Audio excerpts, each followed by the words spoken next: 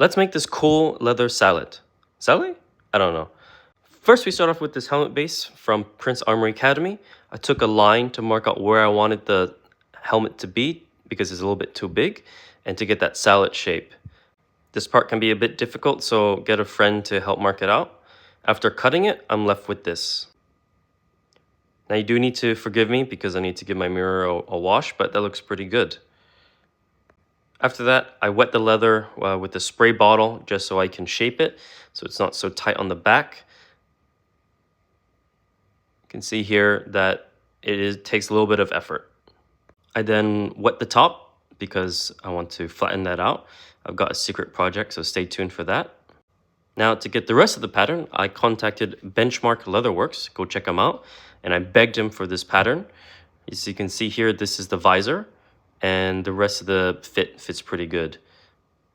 Now before we start embossing, I need to wet the leather. What I do is that I dunk it in very briefly twice, and then I spray it down later.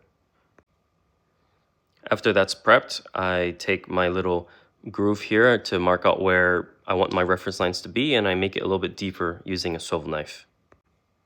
As you can see here, it's really good on these sort of curved edges, and once that's ready, I start to wet the leather again just because it dried out a little bit, and so it'll take a good impression. After that, I line up my embossing tool here, hit it down a few times because I want it to be very, very clear. And this is what I'm left with. Then I take the same tool again and I just go reverse on the top. I'm sorry that there's no audio during this section. I was playing some music and it picked it up, so that's why there's no sound. But after that, I use this rounded stamp to get the edges. It's a very cool stamp. I love these stamps. And just to round it out a little bit more, I take this fleur de lis stamp and I just do the corners. And this is what I'm left with.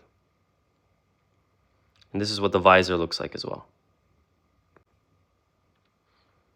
Now, the visor does need a little bit of stitching.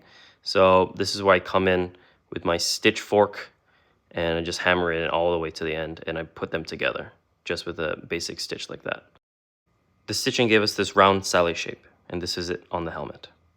After that's done, I take these little prong things and I test fit it onto the helmet.